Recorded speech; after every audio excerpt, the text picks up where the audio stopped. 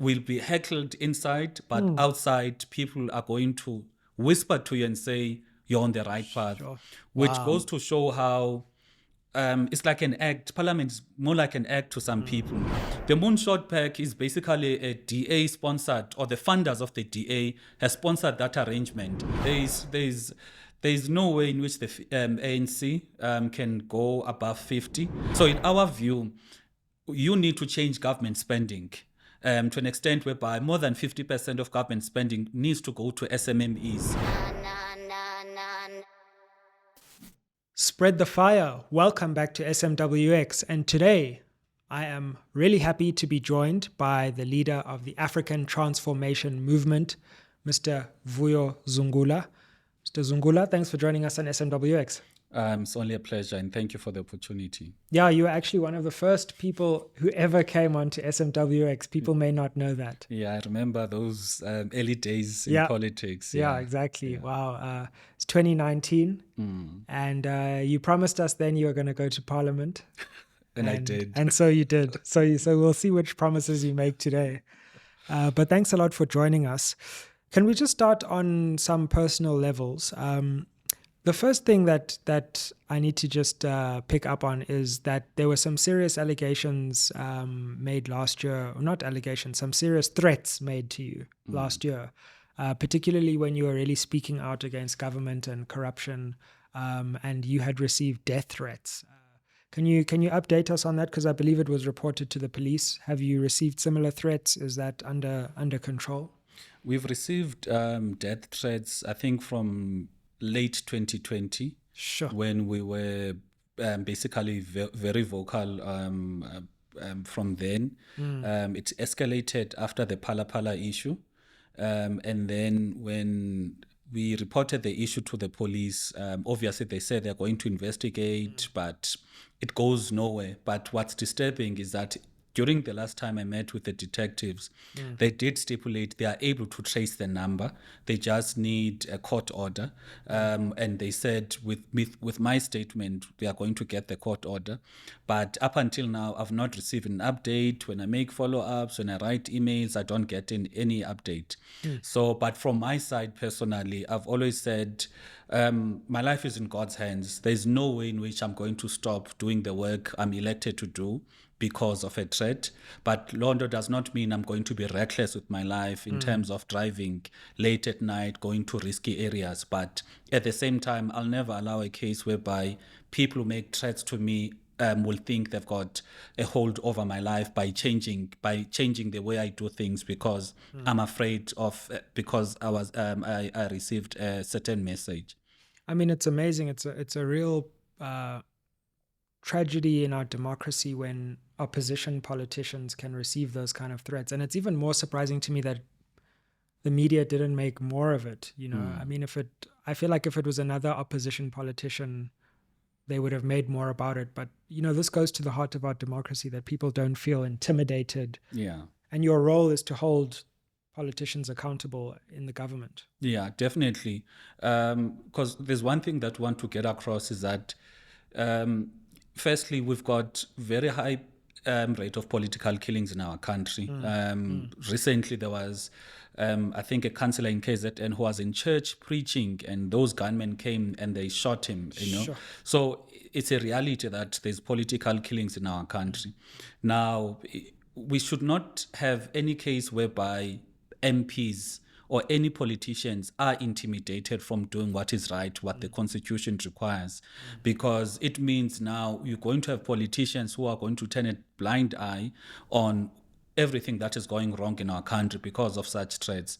So would expect the media to amplify, you know, raise their voice to say this cannot be acceptable in our democracy.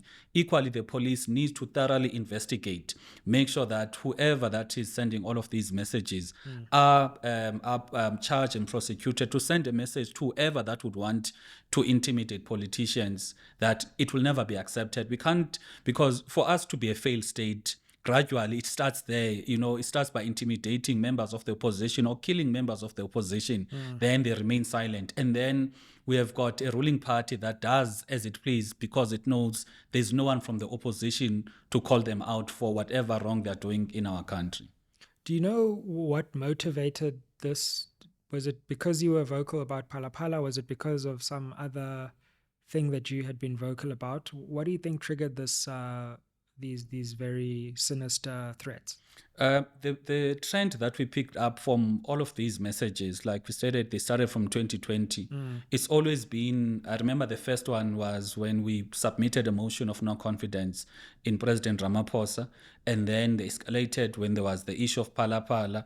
So in our view, it has got something to do with either the ANC as an organization or people who support the ANC or support the president who think that we are too vocal as a party in terms of challenging the president and exposing the president in how he's failing to lead the country, as well as the wrongdoings that he's been doing, especially on the Phala Phala issue. Absolutely. Well, let's move from a difficult part of your life to a happy part. You've got your master's thesis here. Wow. The guest even brought the thesis to be like, here's the thesis in case you're wondering. So people mustn't go and check if this thing actually exists. I've got it in my hand. I'm sure there's a certificate. Eh? Yeah, there is. Tell us more about this, because you got your master's and it focused on some of the experiences that you've drawn from Parliament. Talk us through what it's about and what you learned.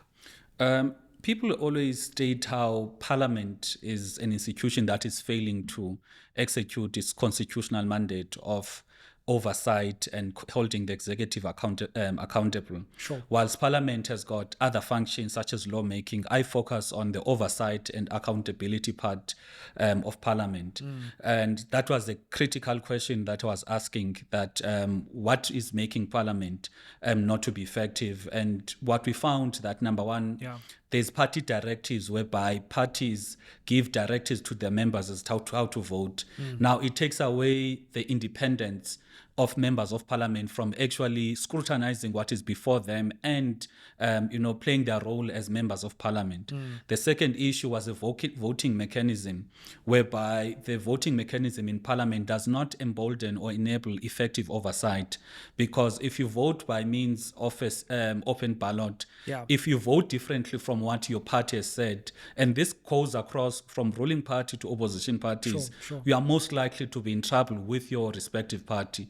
So many members of parliament will vote in accordance to the party line, even if they do not necessarily agree on what the ruling or on what their parties have said.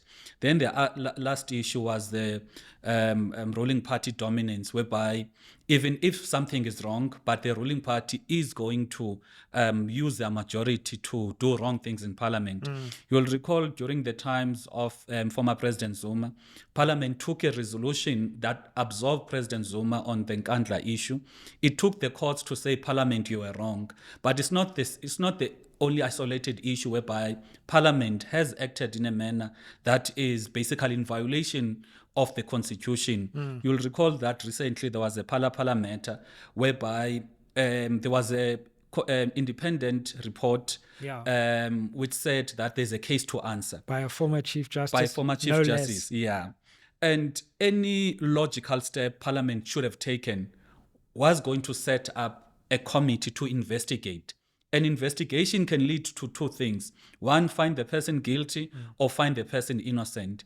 But what Parliament did, it voted against investigation. Now, it goes against the Section 42(3) of the Constitution, whereby the National Assembly is mandated to scrutinize the actions of the executive. Because as we sit here now, years later after that Phala Phala issue came, the Parliament or the National Assembly has never scrutinized. There's no scrutiny. There's no committee that said there's no tangible actions that have been taken. So those were the impediments or the reasons why Parliament is not effective. And then we found that the changes that need to be made in Parliament for it to be effective, number one, there needs to be a change in the Code of Ethical Conduct, because a Code of Ethical Conduct is like a guideline on the conduct of members of Parliament, but it is outdated. For example, one of the provisions of the code is that if you are a member of Parliament, you've got a son or a daughter that is working or that is of legal age, that person cannot be regarded as your daughter or your son in terms of conflict of interest, in the sense that if I've got a son, I could be a minister, and my son could have business with the government. Sure. But in terms of the code, there's no conflict of interest. So that was the first issue. The second one is that there needs to be an increase in parliament funding, because currently sometimes parliament does not have funds to place oversight role. And the tricky part about how our government is structured is that parliament ought to play an oversight role over the executive, but it is the executive that determines how much money is allocated to parliament. Basically, we've got an executive that is telling you, we're going to give you so much money to play an oversight role over us. And the last issue was the voting mechanism, whereby you are arguing that when you have an election of a president, the constitution is very clear. It needs to be done by means of a secret ballot if there's more than one candidate. But equally, when you've got a motion of no confidence against the same president, the constitution is silent as to what is a voting mechanism. So basically, this is what the research found. And then the last issue was what needs to be done, or the role the individual members of parliament need to play now. The first issue was to say there needs to be more collaboration and trust between members of parliament. You saw on the Nkandla issue that when members of parliament worked across different party lines, parliament was more effective. Even in the Phala Phala issue, that was the case. The second role that members can play, it is to have more ethical leadership, whereby they think about what is best in the country, they operate with integrity. And then the last issue that was on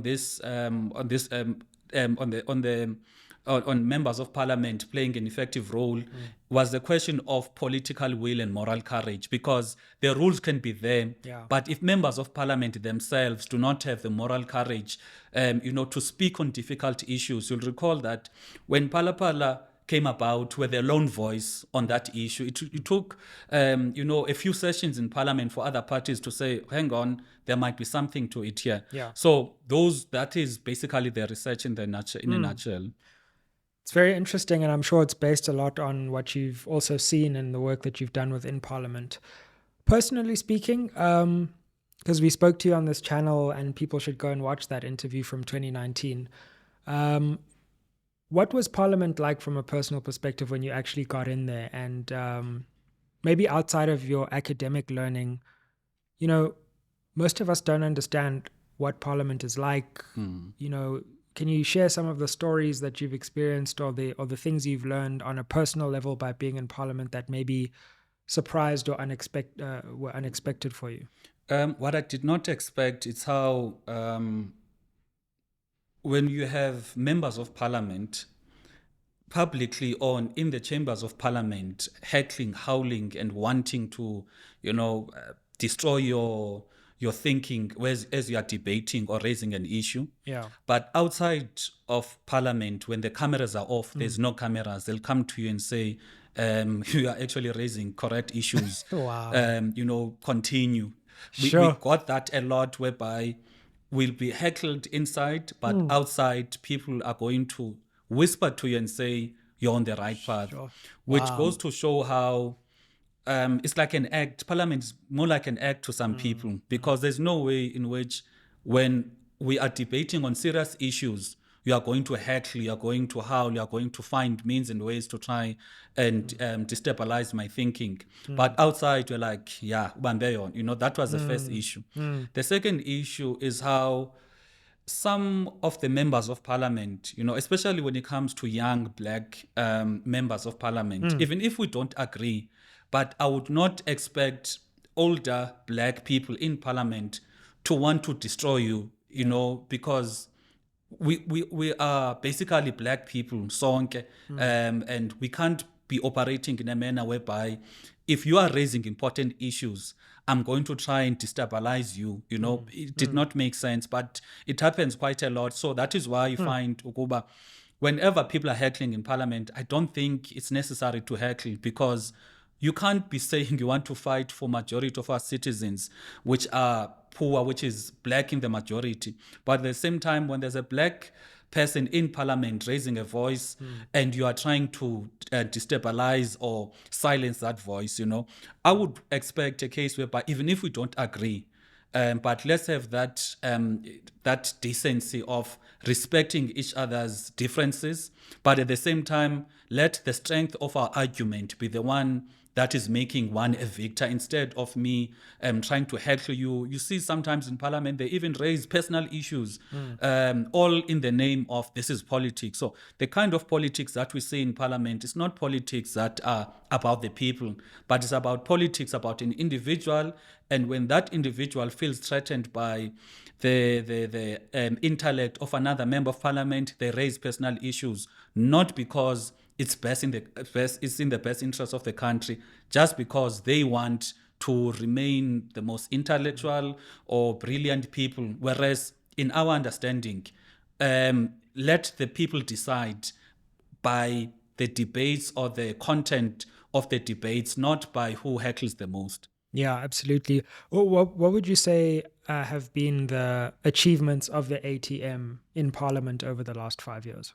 We managed to deal with the bread and butter issues. I recall there was a debate in 2019, September, about the unemployment issue. It was sponsored by Musi Maimane.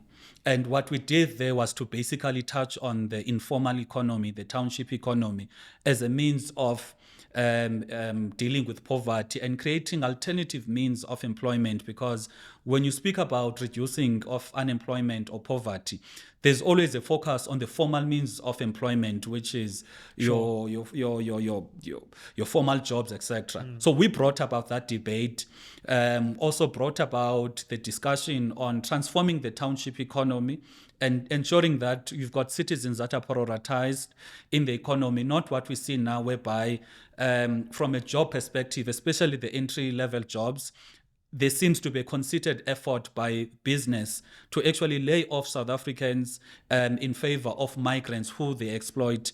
And then on the township economy, whereby almost all economic activities in the villages or townships or inner cities, it's basically foreigners. So we raised those discussions. And then we also dealt with the abuse of power issues, such as your Phala Phala case. We've written a lot to the public protector. I'll recall that when there was a plane that left from South Africa to Zimbabwe, whereby it was alleged that even the ANC secretary, Ace Magashule, was there. We raised those issues of abuse of power, the plane landing in Bisho from the UAE president. So we've managed to deal with the bread and butter issues and the issues of the abuse of power.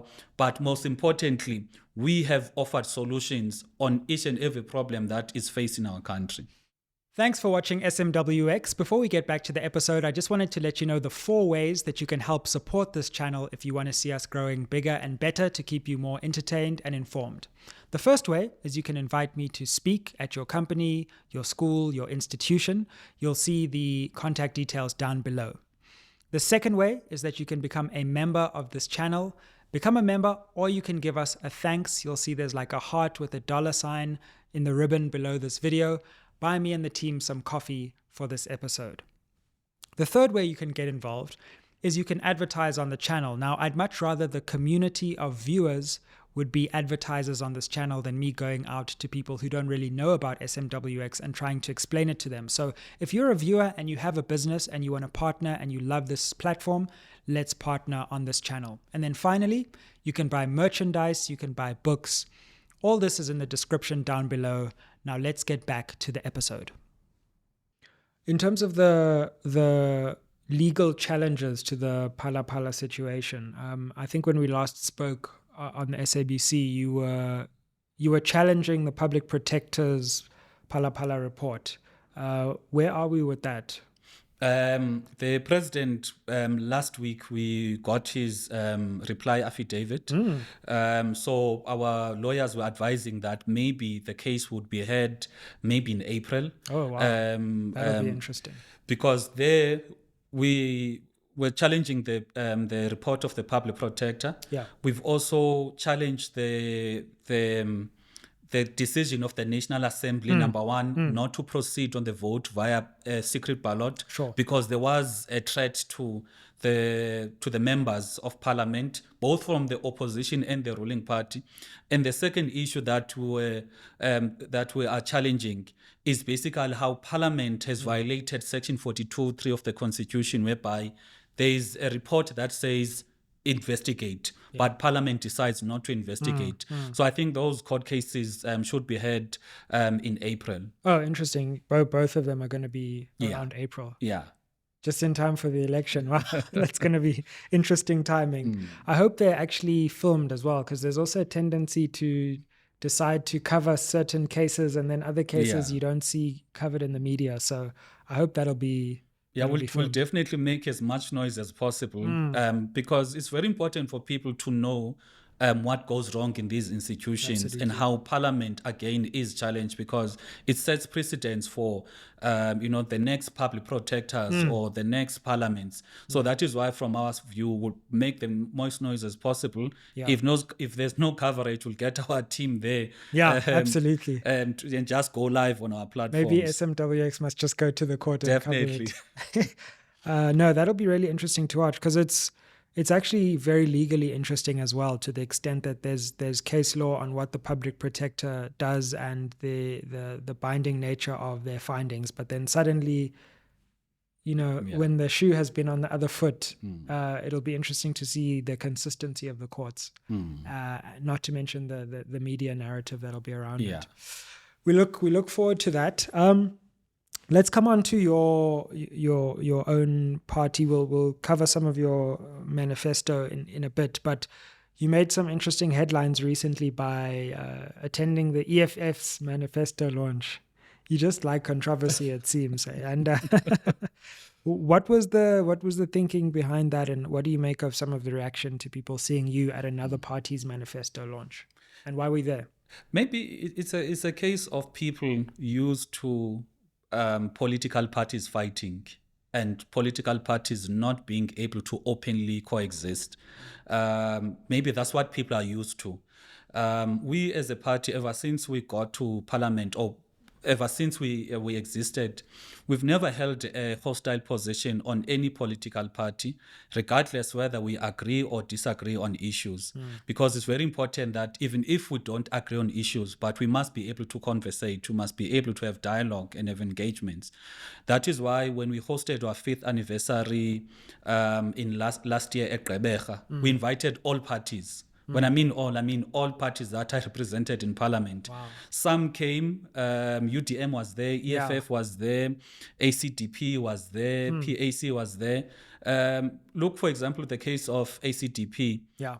If ACDP were to invite me to their conference, rally, or anything, I would go. Sure. Simply because for us, what is important is that let's find means and ways to work together, even if we don't agree. We don't agree on their position on the Israel-Palestine conflict. Sure. But London would not make us to be hostile to them to an extent whereby we can't sit. Because we believe that we need to change the constitution as a party, and that requires a 2/3 majority. There's no way in which you can get to that level without having conversations with many of the different parties. Just Saturday, I was in the PAC launch, manifesto launch, which was something for us, it is true to our values. Even when we're having our rally on the 24th of March in Jabulani, the PAC president said, please, I want to come. The UDM manifesto launch, we delegated some people to attend on my behalf as well. So that is who we are as a party. But I guess many people are not expecting mature politics whereby even if you differ, but you can still have good relations as a parties. Maybe they are used to deceit whereby in public we fight, but behind the scenes we're best friends. Yeah. Whereas with us as a ATM, what you see is what you get, in the sense that when we are in good relations with all parties, it's not because behind the scenes we hold a different view. We are cordial to everyone, regardless whether we agree or we do not agree. Because many people are citing the issue of that EFF is pro-open borders, Tina, we are pro the securing of the borders and the prioritization of citizens, of which our position has not changed. From 2018, when we came to exist. We've long held that position, even now. We've attended many gatherings of the EFF from the 9th anniversary. Our position has not changed. Even with the PAC, I went to their policy conference last year. They came again to our policy conference in the same period as well. Azapo was there, Land Party was there, APC was there, because we want a new culture of politics whereby we work together in service to the people, not a culture whereby we pretend to hate each other, but behind the scenes we are the best of friends. At the same time, the Multiparty Charter has been unfolding, and I noticed that you weren't part of it. Something we've been asking a lot of opposition parties. Were you consulted? Did they come to you? And if so, why did you decide not to join a formal opposition bloc before the election, or a pre-coalition, as it were? Maybe the background of opposition coalitions. You'll recall that General Olomisa has been coordinating some of the discussions. Yeah. I remember in Parliament, there was not even an issue in Parliament that required the parties there to actually have a conversation. So when there was such a meeting, we're very clear as a ATM that we want working together of political parties that is pro-South Africa, that is not anti-so-and-so.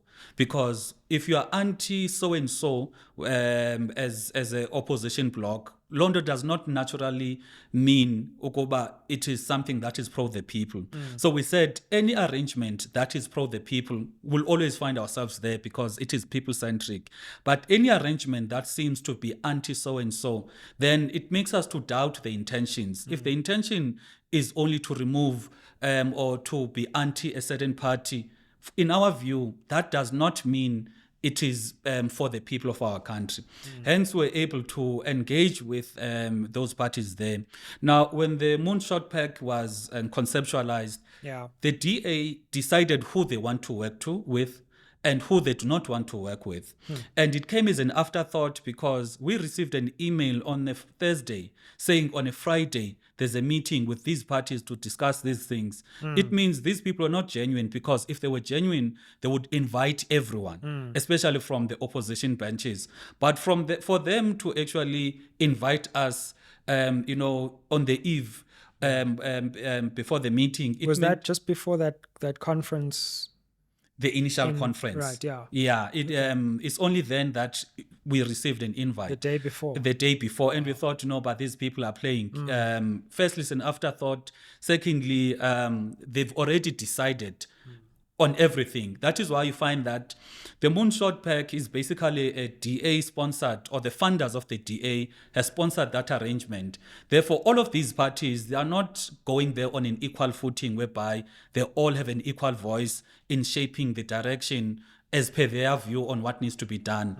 They are there, they are riding on what the DA is saying. That is why the DA says we do not want party A.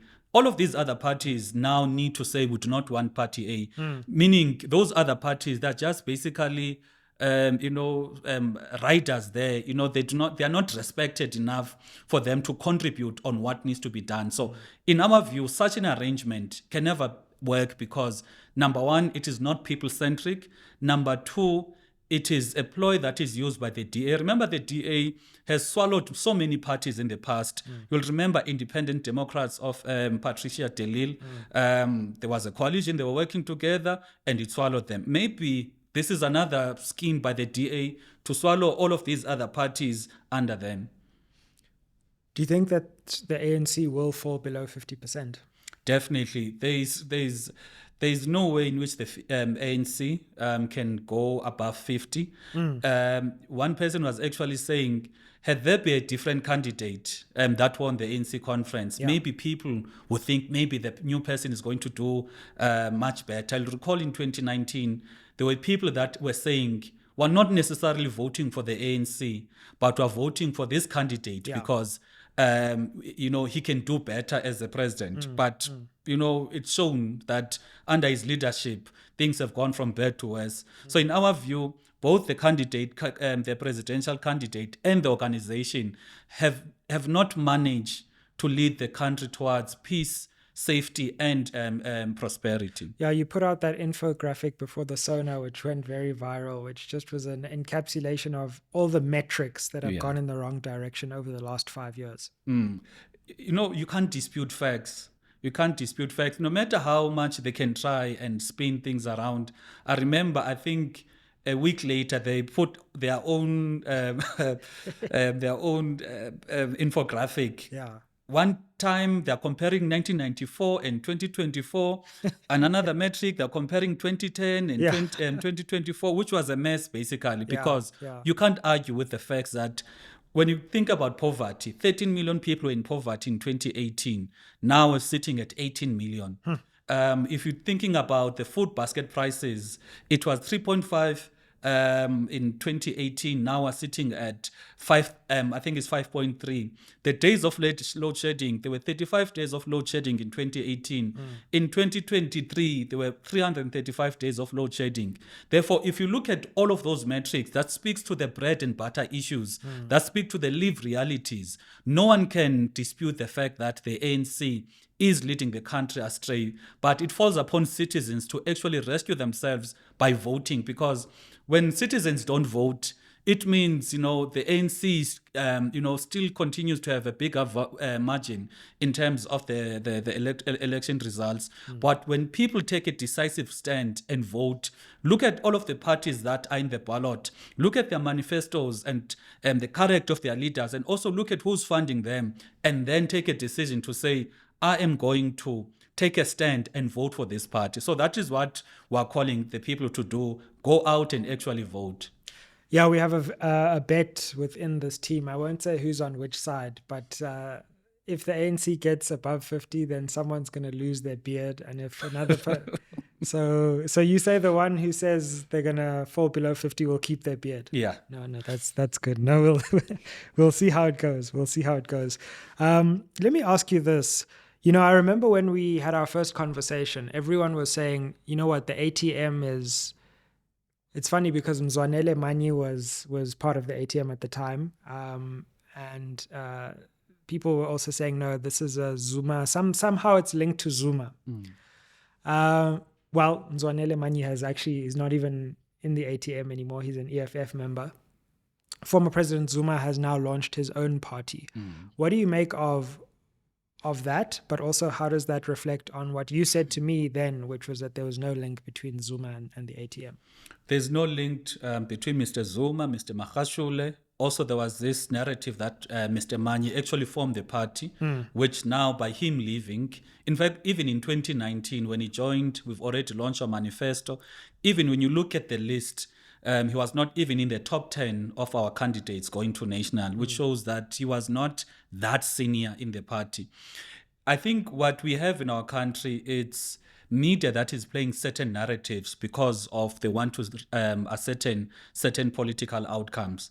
Because I remember there was, who's this lady, Faril Hafaji, who wrote an article saying, I'm a former DA leader. Clearly, and I was never even a member of the DA. So another one said, I'm a Zuma loyalist. I was never even a member of the ANC. So you're both a former DA leader and a Zuma loyalist. That is what the media said leading up to 2019. Yeah. So you ask yourself, why would the media have false reporting to that extent? Perhaps it shows how they are powerful. The media is powerful in the sense that they would write a story on the front pages saying Zungula is a Zuma loyalist, but it will take a lot of money, resources, and time for me to actually fight to correct that. And even the apology will be just a small portion in one of the back pages, which shows that the media is powerful. But the question would be, who is doing the bidding of the media? Because the media is important in terms of driving narratives. If a media would want to drive that particular narrative, you would ask yourself, but from 2019 up until now, can the people that were saying were Zuma party or Magashule party at least provide some bit of evidence? Because one of the allegations was that Mr. Magashule actually gave us money to register from one of the departments in the Free State. Obviously, those are state departments. They've got access to the financials, but not even once have they proved that. So in our view, the media is a powerful tool However, they are not using their power to benefit society, to educate society, but rather they are using their power to drive certain narratives to the detriment of other people, because they know it is very difficult to fight the media, and it takes a lot of resources, and many people, quite frankly, do not have the resources and the time to fight the media.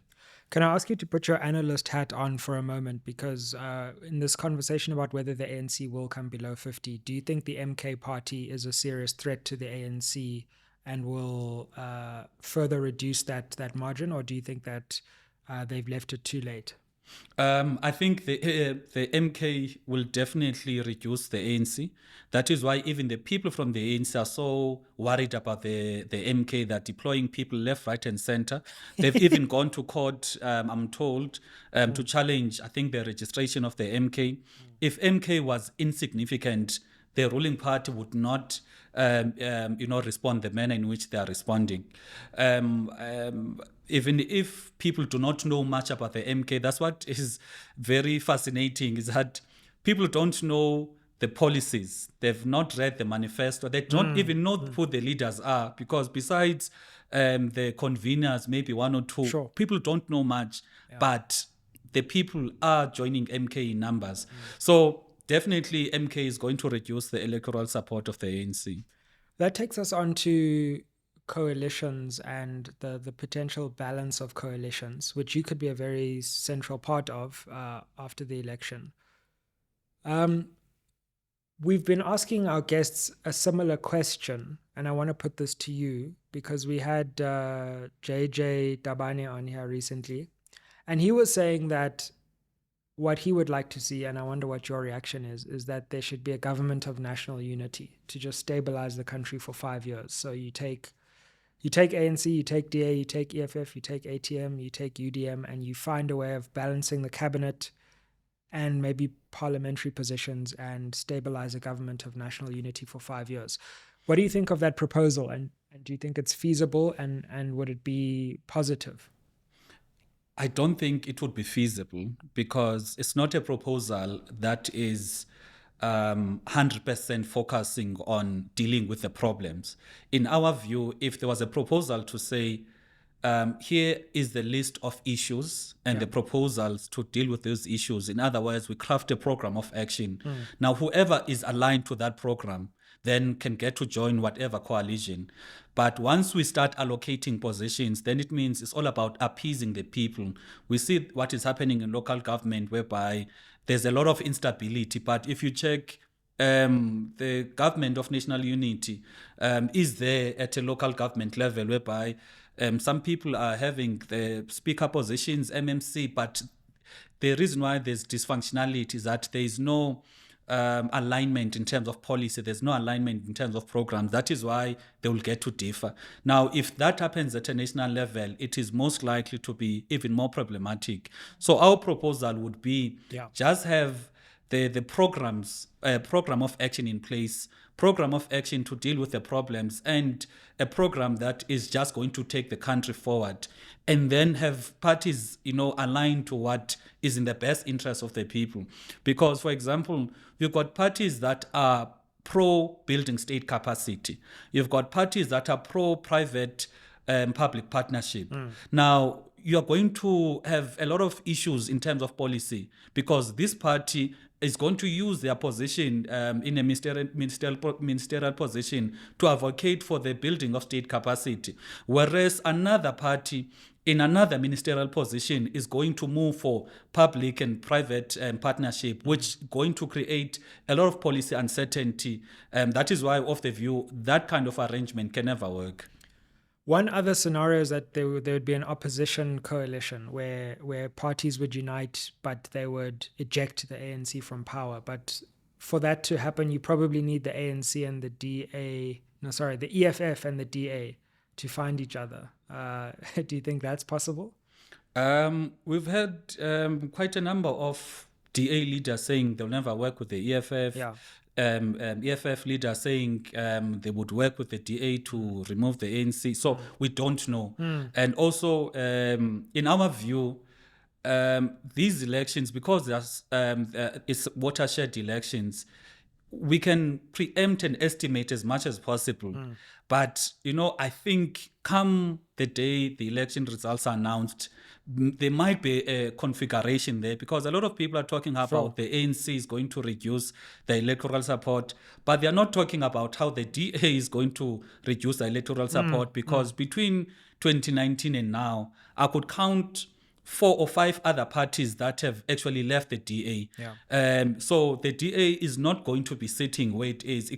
There's a big chance that it will not even be the official opposition come that after the election results are announced. So a lot can happen, a lot will happen, but our call as the ATM, let whatever that will happen be in the best interest of the people, instead of the political elite just allocating positions to just remain in power, have access to resources, because that is the reason why we're in this mess as a country. Let's come on to that program of action and your proposals, and frame it in the context of what you've said, is that the new government needs to come together around shared priorities. What do you think should be the priorities driving the next government in the next 5 years? Is the transformation of the economy. The economy from 1994 up until now, it has remained largely untransformed. You still have oligopolies, very few companies and families dominating basically all industries. So for us, critically, you need to have fundamental changes in the economy, because there is no way in which you can make South Africa, which is the country with the highest inequality, you can't change that without changing the fundamentals of the economy. You can't get rid of the high levels of unemployment and poverty without dealing with the economy. So in our view, you need to change government spending to an extent whereby more than 50% of government spending needs to go to SMMEs. And you need to place a cap to say from 10 million below, all of the government contracts, they need to be set aside for SMMEs. And again, you need to drive the manufacturing of in our country, in the context that many of our products that we are consuming as a country, they are produced elsewhere. One person actually sent me a picture of toothpicks that are produced in China. And you ask yourself, just as mere toothpick. And it's not that we don't have infrastructure. When you go to Dimbaza, Harankoa, and many other districts, you do have the physical factories that are there. The infrastructure is there. The market is there, because people are consuming goods on a daily basis. Now, what is missing is government to actually intervene by saying in each and every district, there needs to be a factory that is producing these certain goods that will be sold in those different localities. That way, you don't have, for example, if you are talking about detergents, you find that Johnson & Johnson has got such a stronghold over the economy, because almost all of the goods are produced by Johnson & Johnson in that space. But if you're going to have a soap that is produced in the Eastern Ecuador, in that particular locality, it's going to be a certain brand, but it's going to be a different brand than what is produced at Toyando. But ultimately, it's going to lead to different players in the economy instead of few players in the economy. Again, we are saying that there needs to be interventions in terms of how the government intervenes in creating space for cooperatives and SMEs to actually enter into some of the markets. I want to make mention of the school uniform sector. You've got your private schools, whereby if you've got a child there, they will tell you, this is where to buy uniform, this is where you buy some of these goods. Now you ask yourself, in some of these public schools, if I go to Kutsolo, my hometown, there's many cooperatives there who could be trained to manufacture the school uniform. Now the government can say, the schools in that particular locality, this is the preferred supplier of uniform. Instead of a student price, whereby whether you're in Toyando, in Tlanzeni, or you are in Delft in the Cape Town, student price is one company, benefits the very same people. But once you've got different role players in the economy, that's most likely to grow the economy, create jobs, and most importantly, create diverse players in the economy. So those are part of our proposals or programs from an economic point of view, including the question of farming. We're of the view that there needs to be a very, very deliberate action done by government to say one household, one garden, in the sense that people need to farm wherever there's arable land, so that we don't have a food security program that is based on few farmers in our country. And at the same time, once you've got different people farming wherever that they are, it's going to reduce the high cost of food that we have now, because the food prices are very, very high, precisely because there's few farmers that are there. So of the view that there needs to be a policy that is saying one household, one garden. I remember growing up, Kutsolo, every January, there was a tractor that was provided by the municipality, and would farm our gardens, farm emasimini, and whatever that we used to eat during the course of the year predominantly would come from our gardens. But currently now, there's land in the Eastern Cape and many parts of our country, but that land is not being utilized. And linked to that is saying that 50% of the produce that is sold in most of these, in fact, in all of these retailers, must be sourced from emerging farmers, in the sense that if you go to Mthatha, you can't have almost 100% of the produce in Mthatha is coming from farmers from Northwest or Free State or KZN, but 50% of what is sold in the Pick n Pay, Woolworths, Shoprite, Boxer, Mthatha must come from the emerging farmers as Mthatha. That is how you create a market, because you've got emerging farmers who are basically farming, but they do not have shelf space, because some of these retailers actually block shelf space for maybe the farmers they prefer. In Botswana, largely the produce of Botswana was dependent on the South African farmers. But now 90% of whatever that is in the shelves of the retailers in Botswana comes from the farmers in Botswana. I remember, some of our farmers were actually, saying it is backward, but it is forward for Botswana, because they are reducing unemployment. They are making their people central in the economy. So those are some of the interventions, including the question of having an education system that is linked to the economy.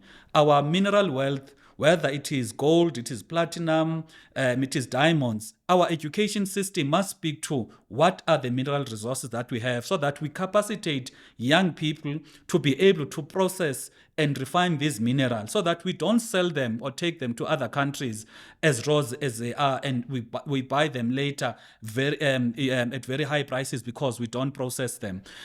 So the question of a skills-based education system is critical to us, because it paints the kind of future we want to have, whereby South Africans are self-independent. You don't have South Africans that are going to be job seekers, but rather South African, by the time they leave matric, we want a South Africa whereby they've got a skill, even if it's a basic skill such as baking, being a plumber, being an electrician, but they must have a skill, particularly these digital skills, because we are now moving towards the digital economy, and a lot of young people are making a big living from that sector. But in our view, the education system must speak to the needs of the economy, and at all material times, we must produce people from our education system to be able to fill the gaps as required by the economy.